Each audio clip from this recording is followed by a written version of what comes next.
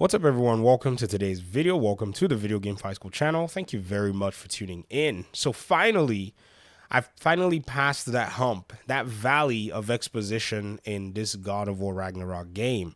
For those of you who saw my last video, and those of you who understood what I was saying and actually watched the video, I did say that it seemed like there were aspects of the game around the part that I was in that was somewhat tiring to me and kind of dragging the experience. Some of you said, you know what, go ahead and play through, push on through, and what you're going to realize is there's a payoff at the end.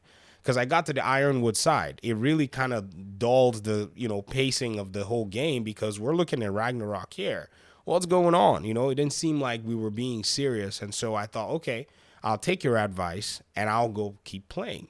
And as I was doing all of my, missions and everything, the game started to unfold as I would have needed for it to, basically unfold, because the 2018 game had that very wonderful balance of pacing and action, because this is an action adventure game. Let's not forget that.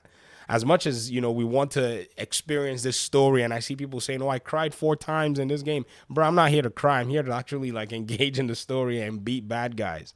But finally, I think there was a side mission that I was doing, and this is what I'm going to use an example. So for those of you who are allergic to spoilers, spoilers are coming in this video starting now, so maybe avert your eyes or something.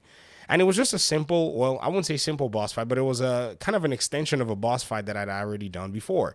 And this is the Drekkies. I call them the double, jerkies. That's what I call them.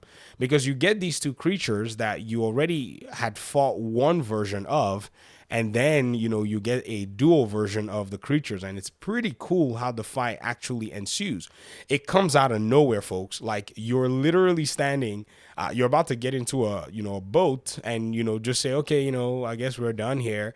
And I pretty much, I mean, I get melted multiple times. It's right here. So you're about to go back to this boat. You just finished this huge, long set of, tedious missions. And as you're going, bam, out of nowhere, out of the water, it's like, hey, you're in God of War. Hey, Kratos, I'm about to cut you in half.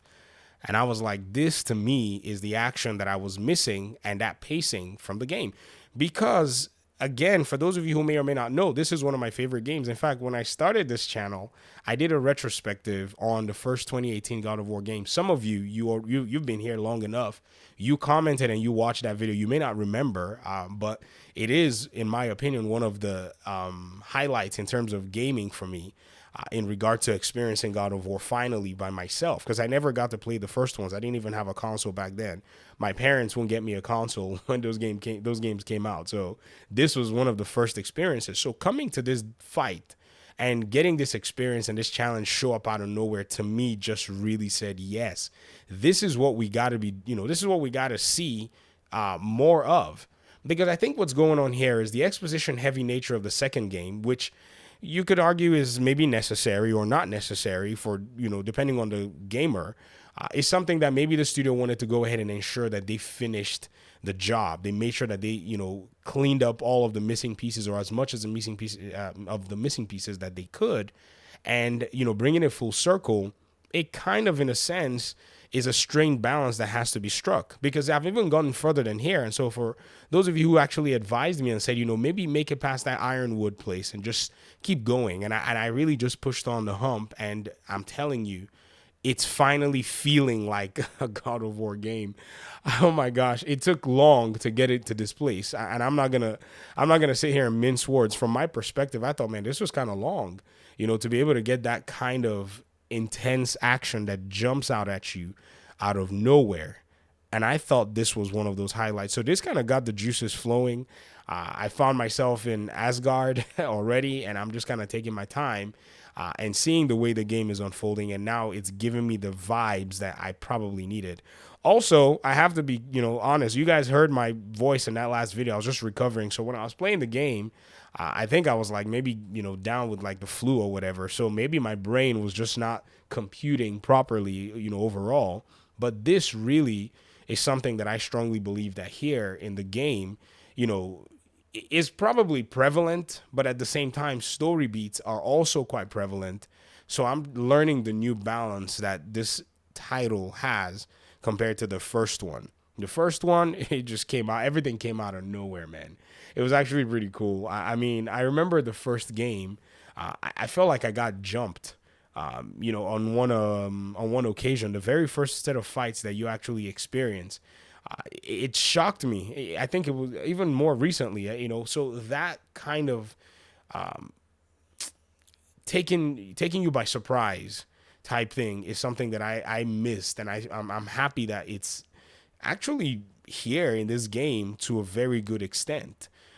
Another really interesting thing that I've come to embrace is the ongoing relationship between, the building of the relationship, anyways, between some of the characters. I'm not going to say too much because some of you might be listening to the video and you're probably already spoiled.